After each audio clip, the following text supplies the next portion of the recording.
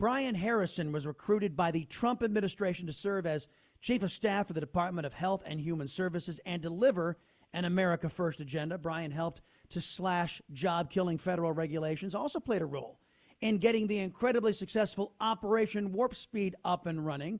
He is now running for the Texas 6th Congressional District to replace Ron Wright, who recently passed away.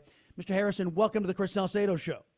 Chris, good morning. So good to be with you. Thanks for having me. Great to have you. As you know, as you heard from Governor Greg Abbott, Texas is opening up, due in large part to President Trump's Operation Warp Speed. What was your role?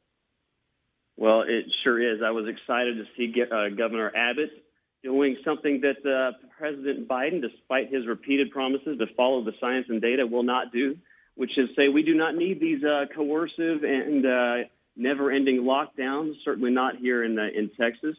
So I was thrilled to see Governor Abbott do that yesterday. And yeah, Chris, extraordinarily proud of the work we did in Operation Warp Speed. You know, we got that done in record time. Everybody in early 2020 said there was no possible way we were going to have a vaccine.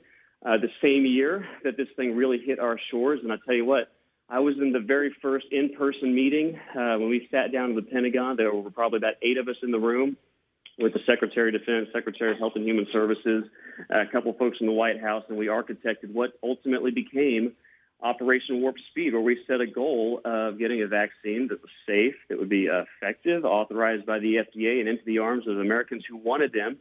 That same year, the media, the Democrats, President Biden himself mocked us, said it couldn't be done, but completely undeterred, we moved forward. We set up a program that, quite frankly, is unparalleled in its success in the history of public health, not just in the United States and the world. We delivered not one, but 2 safe and highly effective vaccines, 95% effective by the end of 20.